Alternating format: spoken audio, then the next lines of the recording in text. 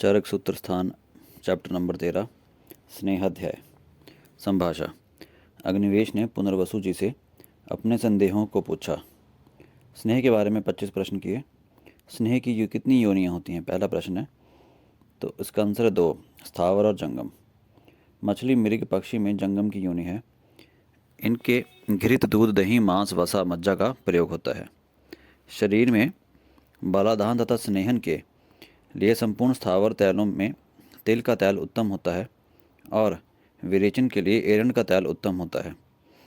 एरंड तैल कटु, उष्ण, वात, कफनाशक गुरु होता है। यदि कषाय मधुर और तिक्त रसयुक्त पदार्थों से युक्त करके प्रयोग किया जाए तो पित्तनाशक भी होता है। स्नेह के भेद कितने होते हैं? प्रश्न नंबर 2, 4 होते हैं। घृत, तैल, वसा, मज्जा। सबसे उत्तम घृत माना जाता है क्योंकि यह संस्कारों से दूसरों के गुणों का अनुवर्तन करता है। चतुर्विध स्नेहों के अलग अलग गुण क्या हैं? तो घृत के गुण: पित्त, वातजन्य विकारों को शांत करता है। रस, शुक्र, ओज के लिए हितकारी है। दाह शांति, शरीर को कोमल करना, स्वर और वर्ण को प्रसन्न करता है। तैल के गुण: वात विकार शांति के, कफ नहीं बढ़ता, बल को बढ़ाने वाला, त्वचा के लिए हितकारी, उष्ण, मांस को स्थिर करने वाला और योनि मार्ग का शोधन करने वाला होता है। वसा के गुण: विध होने पर, कांड भग्न या संधि भग्न होने पर, चोट लगने पर, योनि भ्रंश, कर्णशूल, शीरशूल, पुरुषार्थ की वृद्धि के लिए, शरीर को स्निग्ध करने के लिए और जो लोग अधिक व्यायाम करते हैं उसके लिए होता है।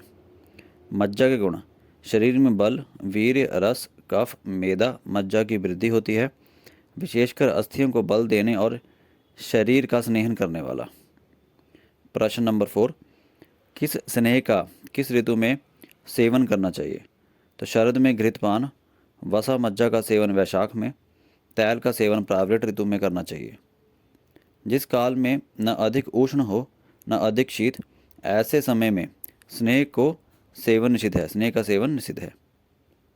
स्नेह पान काल निर्देश: गर्मी के दिनों में वात पित्त की अधिकता में, रात्रि के समय शीतकाल में, कफ की अधिकता में दिन के समय स्नेह पान बादल रही दिन में करना चाहिए। अत्यंत उष्ण काल में या वात प्रधान या पित्त प्रधान या वात पित्त प्रधान मनुष्यों द्वारा दिन में स्नेह पान किया जाता है तो मूर्छा, प्यास, उन्माद, कामला रोग उत्पन्न होते हैं। यदि अत्यंत शीत काल में या कफ प्रधान मनुष्यों द्वारा स्नेह पान रात्रि में किया गया हो तो अनाह, अरुचि, उदरशूल, पांडु रोग उत्पन्न होते हैं। किस स्नेह पान का क्या अनुपान है? घृत पीने के बाद गर्म जल, तैल पीने के बाद यूष और वसा मज्जा पीने के बाद मंड पीना चाहिए। अगर वसा मज्जा पीने के बाद मंड अवेलेबल ना हो तो गर्म जल पीना चाहिए। 6 प्रश्न, कि स्नेह की विचारणाएं कितनी प्रकार की होती हैं? तो 24 होती हैं। ओदन, विलेपी, रस, मांस, दूध, दही, यवागु, सूप, शाक, यूष, काम्बलिक, खड, सत्तु, तिल का कल्क, मध्य, लेह, भक्ष्य, अभ्यंजन, बस्ती, उत्तरवस्ती, गंडूश, कर्ण, तैल, नस्य और अक्षित अर्पण। जो केवल स्नेह का पान किया जाता है उसे विचारना नहीं कहा जाता है। वैद्यों ने इसे अच्छ स्नेहपान को मुख्य कल्पना का बताया है। स्नेह की 64 प्रविचारणाएं होती हैं। संपूर्ण या अलग अलग 6 रसों के योग से युक्त स्नेह 63 प्रकार का और दूसरे द्रव्यों के संयोग के बिना सेवन किया हुआ केवल स्नेहपान 1 प्रकार का होता है। अतः रसों के संयोग से 63 और एक अच्छ पान, कुल मिलाकर स्नेहों की 64 परिविचारणाएं होती हैं। इनका प्रयोग ओक सातम्य, ऋतु सातम्य, व्याधि सातम्य तथा रोगी की प्रकृति का विचार कर अनुभवी चिकित्सक द्वारा करना चाहिए। प्रश्न 7 से 8, की स्नेह की मात्रा तथा प्रमाण क्या है? स्नेह की त्रिविध मात्राएं होती हैं: प्रधान, मध्य और ह्रस्व। प्रधान मात्रा में जो दिन रात में पच जाए, मध्य मात्रा जो दिन भर में पच जाए, ह्रस्व मात्रा जो आधे दिन में पच जाए। प्रश्न नंबर 9, स्नेह की कौन सी मात्रा किसके लिए उपयोगी? इन तीनों स्नेह की मात्राओं का प्रयोग भिन्न भिन्न प्रकृति तथा बल के अनुसार अलग अलग पुरुषों के प्रति कहा जाएगा। से स्नेह की प्रधान मात्रा सेवन करने योग्य रोगी एवं रोग। जो पुरुष अधिक मात्रा में स्नेह सेवन का अभ्यासी हो, भूख प्यास के वेग को सहन करने का अभ्यासी, जठराग्नि का बल उत्तम हो, शारीरिक बल उत्तम, गुल्म से पीड़ित, सांप ने काटा, विसर्प, उन्माद, मूत्रकृच रोगी और मल सूखा निकले। प्रधान मात्रा सेवन से लाभ: शीघ्र रोग शांति, सभी रोगों के मार्गों में अनुसरण करने वाला, उत्तम मात्रा दोष का अनुकर्षण करने वाला, शरीर बल बढ़ाने वाला, शरीर इंद्रिय और मनोगत रोगों को दूर कर इन्हें नूतन बनाती है। मध्यम मात्रा के सेवन योग्य रोग व रोगी: अरुषक यानी कि अनुंशिका, सफोट, पीड़का, कंडू, पामा, कोढ़ी, प्रमेही, वात रक्त से पीड़ित, अधिक नहीं खाने वाले, मृदु कोष्ठ वाले, मध्यम बल वाले। मध्यम मात्रा से लाभ: अधिक उपद्रव होने की संभावना नहीं रहती है, अतः इसे मंद विभ्रंशा नाम से कहा जाता है।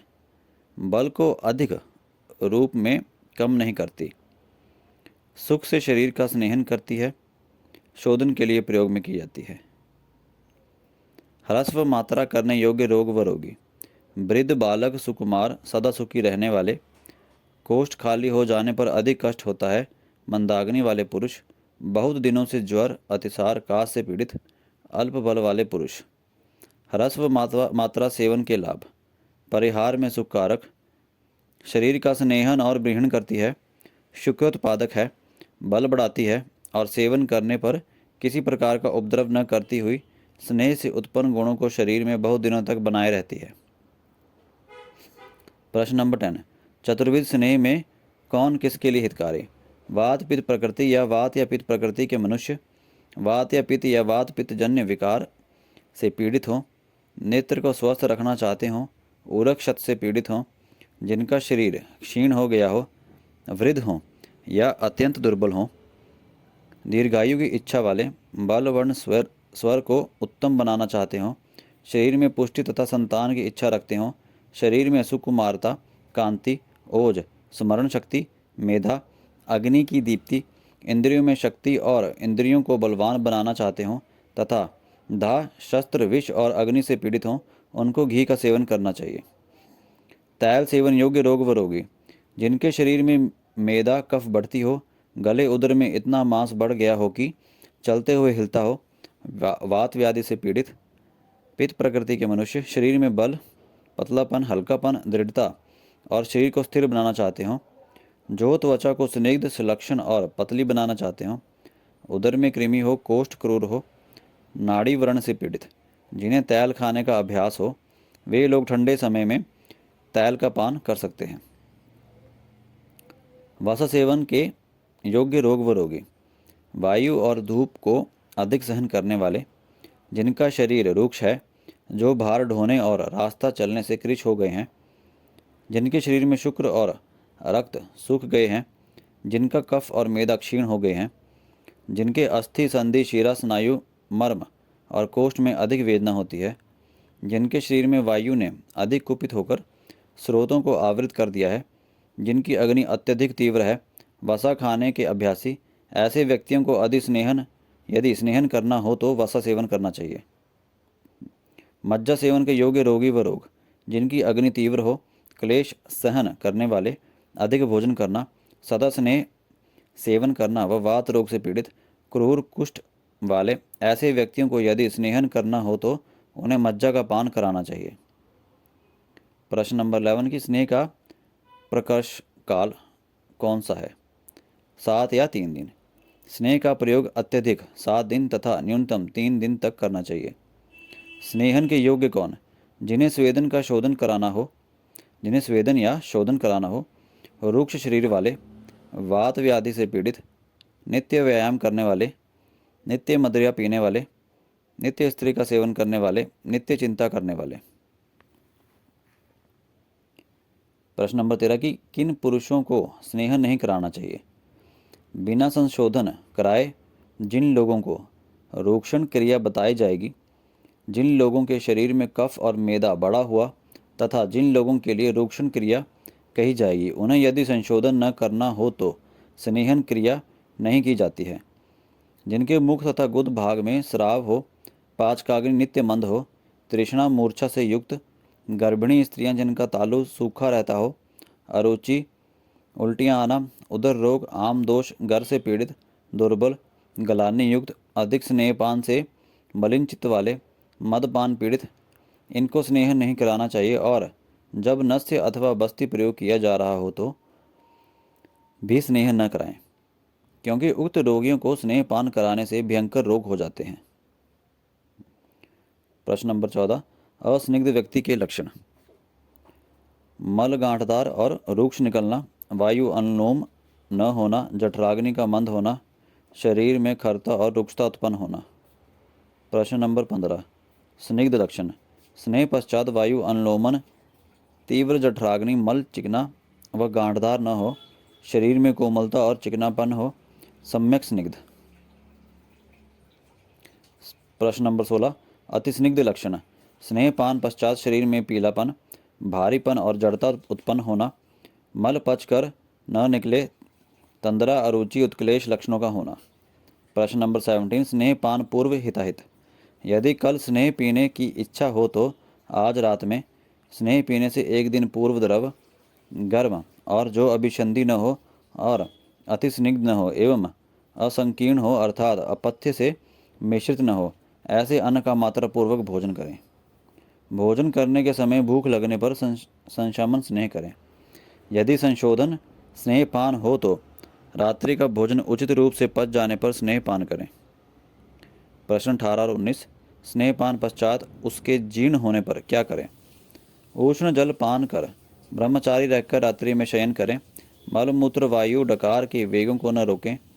व्यायाम, उच्च भाषण, क्रोध, शोक, शीतल वस्तुओं का सेवन, धूप में बैठने का परित्याग, शयन और बैठने का स्थान अप्रवात हो, स्नेह पीकर अथवा स्नेह के जीर्ण हो जाने पर पुनः स्नेह प्रयोग के शीघ्र ही बाद इन नियमों का पालन करना चाहिए।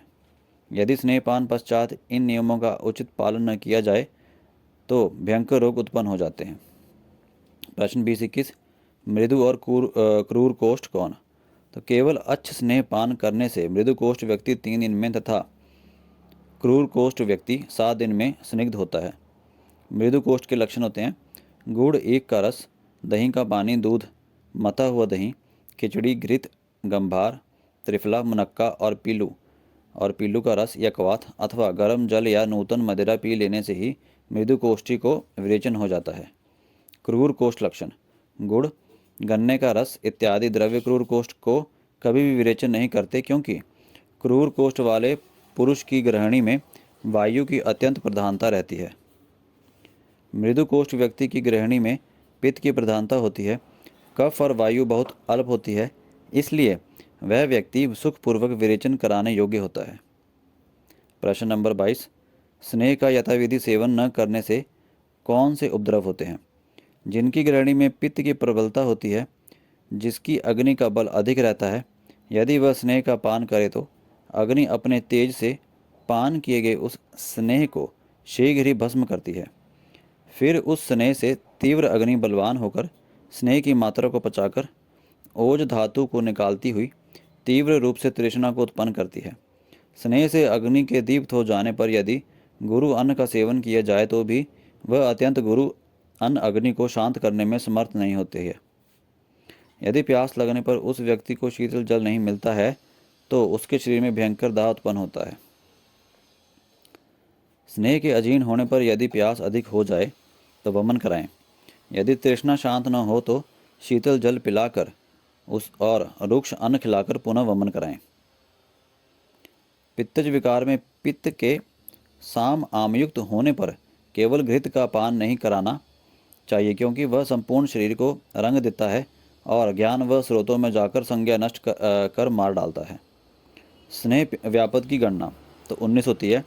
तंद्रा, जीव मचलना, उदर में आना, ज्वर, अंगों में जकड़ाहट, ज्ञान शून्यता, कुष्ठ, खुजली, पांडु रोग, शोथ, अर्श, अरुचि, तृष्णा, उदर रोग, ग्रहणी दोष, स्थैमित्य, बोली का बंद हो जाना, उदरशूल, आम दोष, ये रोग स्नेह के अविधि सेवन से होते हैं।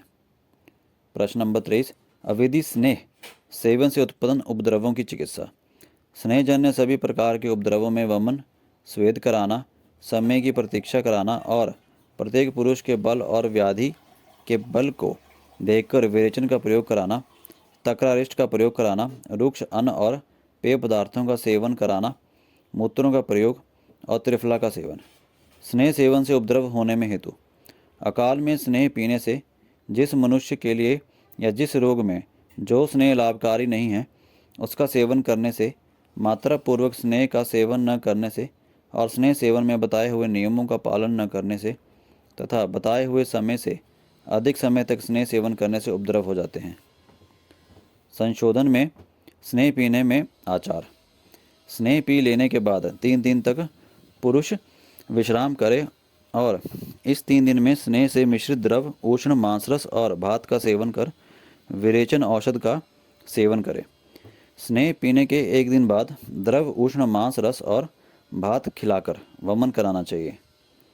संशमन कराने के लिए सेवन किए हुए स्नेह में विरेचन किए हुए पुरुष के समान ही आचार विधि है। प्रश्न नंबर 25।